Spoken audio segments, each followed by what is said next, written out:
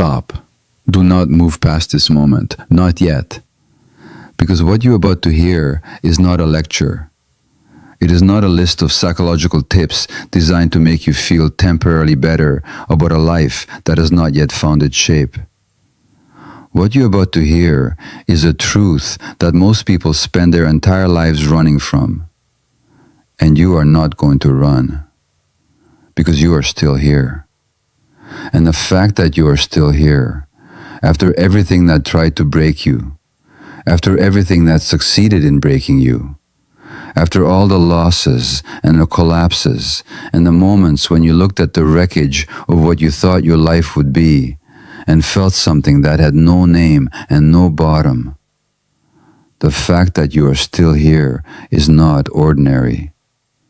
It is extraordinary. And today, drawing from the profound and revolutionary work of Dr. Gabor Maté, physician, trauma specialist, and one of the most important voices in the modern understanding of human suffering and human healing, I am going to show you something that no one told you when you were in the middle of your pain. Your wounds are not evidence that something went wrong with your life. Your wounds are the very material from which your most authentic authority is being forged. There are 5 signs that this transformation is already happening inside you. 5 signs that the deepest pain you have ever carried is not destroying you, but is in fact building something in you that cannot be built any other way. And if you recognize yourself in what I am about to share, if something in your body shifts, if something behind your eyes quietly says, yes, this is what has been happening to me, and I never had the words for it, then I want you to do one thing. Type the words you, healing you, feeling in the comments below, not as a gesture, not as a trend, as a declaration, a conscious acknowledgement that you're no longer willing to see your wounds as proof of your brokenness. That you're ready, perhaps for the first time, to see them as the source of something real, something earned, something that belongs entirely and irreversibly to you. Type it when you feel it, and keep watching, because what comes next is going to change the way you see your entire story. Now let us begin with the foundation, because without the foundation, the 5 signs will sound like comfort. And I am not here to comfort you. I'm here to tell you something true. Dr. Gabor Maté has spent his career inside the deepest chambers of human suffering. He has sat with people whom society labeled as broken, as addicted, as disordered, as dangerous, as beyond help. He has looked into their eyes and asked not what is wrong with you, but what happened to you. And in asking that question, in genuinely waiting for the answer, in refusing to reduce a human being to their symptoms or their diagnoses or their most desperate behaviors, he discovered something that the mainstream medical and psychological establishment has been extraordinarily slow to accept. Every wound carries a wisdom. Not in the sentimental greeting card sense, not in the way that people say everything happens for a reason when they do not know what else to say to someone who is suffering. In a real neurological, psychological, deeply embodied sense, when a human being experiences something that their system cannot process at the time it occurs, whether it is a single traumatic event or the slow, cumulative wound of growing up in an environment that could not hold who they truly were, the psyche does something remarkable. It stores it. It holds what could not be digested. It keeps what could not be integrated. It preserves the unprocessed experience in the body, in the nervous system, in the patterns of relating and reacting and coping that become over time what we call our personality, what we call ourselves. Maté teaches that what we often experience is our deepest flaws, our most painful patterns, our most self-destructive habits, our most inexplicable fears are not evidence of weakness. They're evidence of intelligence, the intelligence of a system that did the best it could with what it had at the time. And when that system finally encounters the conditions it needs to heal, when safety becomes available, when awareness begins to penetrate the layers of adaptation and suppression and coping, when the person begins to turn toward their own experience rather than away from it, something extraordinary begins to happen. The wound begins to speak. And what it says, if you are willing to listen, if you're willing to sit in the discomfort of really hearing it, is not a story of victimhood. It is a story of survival that contains, buried within it, the seeds of the most authentic authority a human being can possess. The authority that comes not from credentials or achievements or social recognition. The authority that comes from having gone all the way down into your own darkness and found something real there. That is what we are exploring today. Here are the 5 signs. The first sign is that you can no longer pretend that other people's pain is not your business. There was a time when you could maintain a comfortable distance from the suffering of others, when you could observe someone in pain and feel a polite, managed sympathy before moving on with your day, when the world's wounds felt like information rather than like something happening to you personally. That time is over. Something has shifted, and the shift is not comfortable. Now when you witness someone struggling, when you sit across from a person who is carrying something heavy and unspoken, something in you responds at a level that bypasses your rational mind entirely. You feel it in your chest, in your throat, in the particular quality of attention that moves through you like a current. You do not just see their pain, you recognize it. And that recognition is not because you're weak, or because you have poor emotional boundaries, or because you need to work on detachment. That recognition is because you have been there. You have been in the place this person is standing. You have carried the particular weight that is making their shoulders curve inward. You have worn a particular mask that is keeping their real face hidden from the room. And your wound, the wound you survived, the wound you are still surviving, has given you something that no textbook, no training, no professional credential can give. It has given you the ability to truly see another human being. Gabor Maté calls this the gift of the wound. He speaks about how his own childhood experiences, born in Budapest in 1944, separated from his mother during the Holocaust, shaped in him a particular sensitivity to the emotional states of others that became over time the very quality that made him an extraordinary physician, not despite his wounds, because of them. The capacity to truly see another person's pain, to meet it without flinching, to hold space for it without needing to fix it or explain it away or make it more comfortable for yourself. That capacity is not innate. It is earned. It is earned through your own suffering. And if you are finding that you can no longer maintain a comfortable distance from the pain of the people around you, if their suffering is beginning to feel like something that concerns you at a level deeper than social obligation, that is not a burden you have developed. That is an authority you have earned. The second sign is that you're beginning to trust your own perception, even when the people around you insist that your perception is wrong. This is one of the most profound and least discussed consequences of deep personal wounding. Many people who carry significant early wounds, wounds that developed in family systems or cultural environments that were not safe for authentic self-expression, learn very early that their perception cannot be trusted, that what they feel is not reliable, that the way they experience reality is somehow distorted or excessive or inconvenient for the people around them. They are told, directly or indirectly, that they're too sensitive, that they're imagining things, that what they saw did not happen the way they saw it, that what they felt was not an appropriate response to what actually occurred.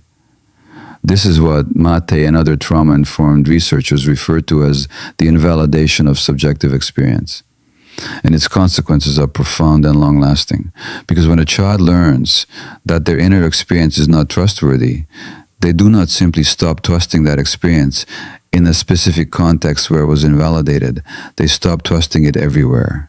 They become experts at overriding their own signals, at explaining away the uncomfortable truth their body is telling them, at constructing elaborate rational justifications for why the thing they clearly feel must not be real. And then something happens. The healing begins, the awareness begins to penetrate. The long, difficult, non-linear process of returning to the self starts to unfold.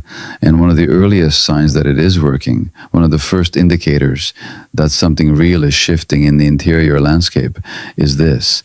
You begin to notice that your perception was right. Not always, not about everything, but more often than you were taught to believe. You begin to notice that the discomfort you felt in certain environments was accurate information about those environments. That the relationships that drained you were genuinely draining. That the situations your body said no to deserved that no.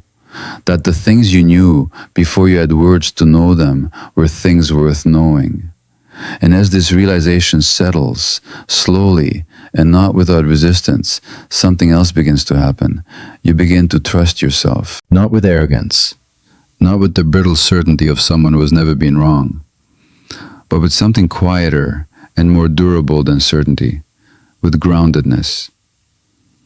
Maté speaks about this return to self-trust as one of the most fundamental markers of genuine healing.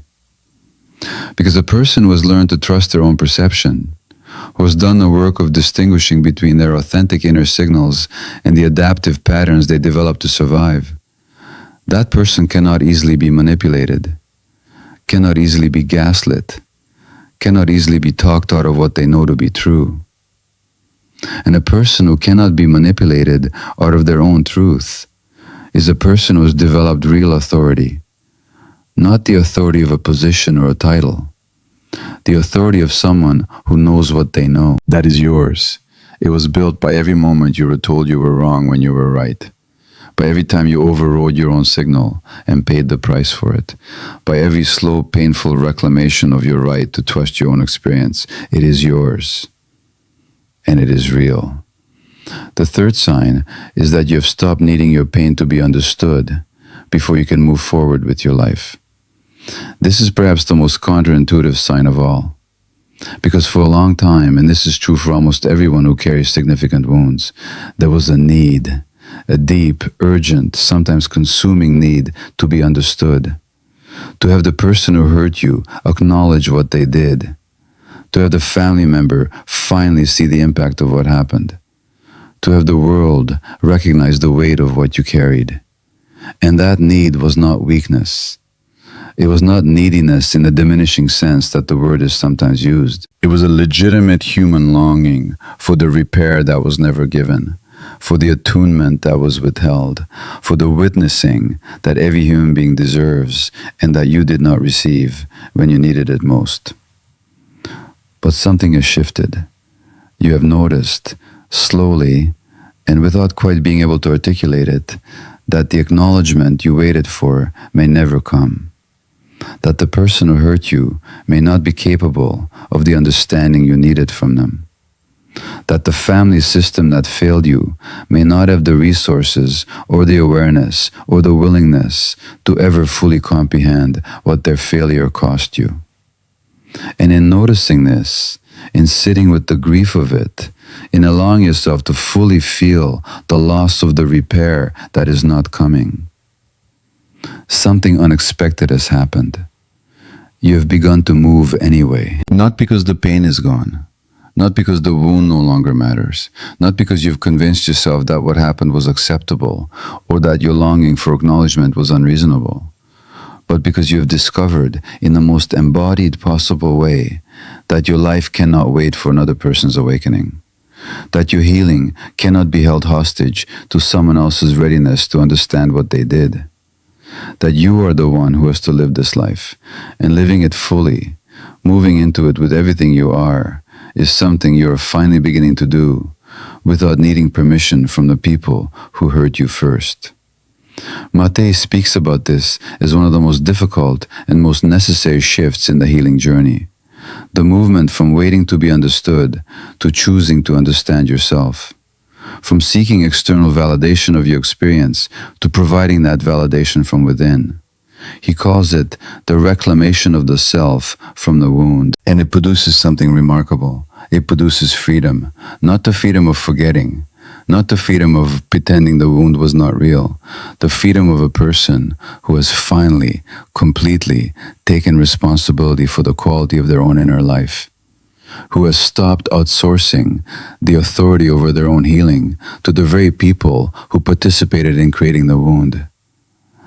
That freedom is not comfortable. It is not easy. It does not arrive with fanfare or celebration. It arrives quietly, like a door opening in a room you thought had no doors. And if that door is opening for you right now, if you are beginning to feel, even slightly, that your life is yours to live, regardless of who understands it, that is not resignation, that is liberation. And it is one of the most profound signs that your wounds are transforming into something else entirely. The fourth sign is that your story is becoming a language rather than a prison. There is a particular relationship to personal history that keeps people stuck. Maté sees it constantly in clinical work. The person who has been through something significant, something genuinely painful and genuinely formative, and whose entire sense of self has organized itself around that experience, the wound becomes the identity. The story of what happened becomes the explanation for everything. Every limitation, every pattern, every unfulfilled aspiration is traced back to the original event, the original loss, the original failure of care. And this is not entirely wrong. The wound did shape things. The early experience did leave its mark. The connection between what happened then and who you are now is real and documented and important to understand. But there's a difference between understanding your history and living inside it as if it were still the present. And something is happening in you that is beginning to create that difference. You are starting to tell your story differently, not to minimize it, not to reframe the pain into something palatable or socially acceptable or easier for other people to hear without discomfort, but to tell it with a quality of authorship that was not available to you before. Before, the story told you. It ran through you like a current you could not control, activating the same emotional responses, producing the same physical sensations, pulling you back into the same patterns of reaction, regardless of how much time had passed or how much had changed. Now something is different. You are beginning to tell the story, to hold it rather than be held by it, to speak from it rather than be spoken by it. And in that shift, something extraordinary is available. Because the person who can tell their own story with clarity and with feeling and without collapsing into it has something to offer that is almost impossibly rare. They have a map drawn not from theory, but from actual territory, drawn from the lived experience of descending into the darkness and finding a way, however imperfect and however long it took, back toward the light. Maté speaks about this when he talks about the healing power of narrative, about how the act of constructing a coherent, compassionate, honest account of one's own experience is not just psychologically beneficial for the individual, it is potentially transformative for everyone who hears it. Because when someone who has genuinely been through something difficult stands up and speaks their truth clearly, without performance and without self-pity and without the need to be anything other than exactly what they are, something happens in the room. People recognize themselves.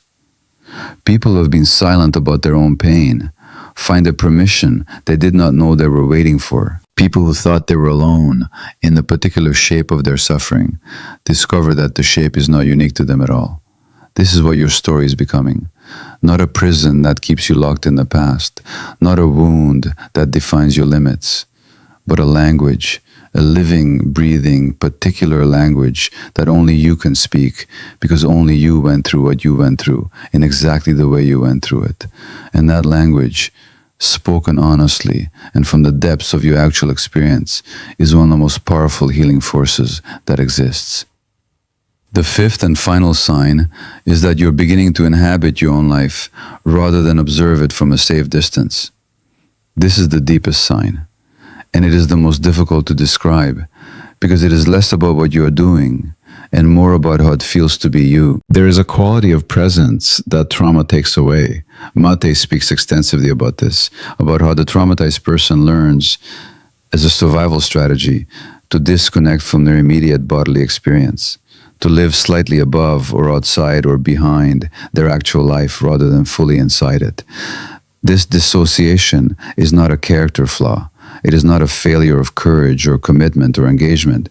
It is what an intelligent nervous system does when the experience of being fully present becomes associated with pain, with danger, with the particular kind of vulnerability that was once exploited or unsupported or simply too much for the available environment to hold. You learn to watch your life rather than live it, to manage your experience rather than feel it, to perform presence while maintaining a protected internal distance from anything that might break through the careful construction of your composed exterior. And the protection worked. It kept you functional, it kept you moving, it kept you producing the appearance of a person who was managing things adequately. But it also kept you from something essential. It kept you from yourself. And then slowly, through whatever combination of circumstances and choices and encounters and moments of grace brought you to where you are now, something began to shift. The distance began to close. You began in small moments and then in larger ones to actually be in your life, to feel your feet on the ground when you walk somewhere, to notice the quality of light in a room and feel something about it rather than simply registering it as information, to sit across from someone and actually let them land, let their presence actually reach you rather than processing them from behind the glass of your careful self-protection, to cry when something is sad, to laugh when something is genuinely funny, to feel anger when something is genuinely wrong, to feel joy when something is genuinely beautiful without immediately bracing for the moment when the joy will be taken away. This return to embodied presence, this willingness to actually inhabit the experience of being alive, rather than managing it from a safe, administrative distance, is what Maté identifies as one of the most profound markers of genuine healing. Because presence is not passive. Presence is an act of extraordinary courage for someone who learned that presence was dangerous. Every moment that you choose to be here, actually here, in your body and in your life and in the full complexity of your experience, without retreating into the old protective distance, that is not a small thing. That is the reclamation of your own existence. And a person who has reclaimed their own existence, who has done the terrifying work of returning to themselves after years or decades of protective absence, carries something in them that other people can feel before a single word is spoken. A realness, a groundedness, a quality of being fully arrived in their own life that is immediately recognizable and extraordinarily rare. That is authority, not the kind that is conferred by institutions or recognized by systems or validated by credentials, the kind that emerges from the inside of a person who has been all the way down and all the way back and knows in the most embodied possible way what it means to be human. That is the authority your wounds are building in you right now as you live this, as you feel this, as you do the quiet, unglamorous, absolutely essential work of healing. Now I want to ask you something. If you are still here, if you have listened to every word of this, if something in you has been moving, shifting, recognizing, resonating with what has been said, I want you to do something. Type the words, you healing, you feeling in the comments right now. Because naming what is happening inside you matters.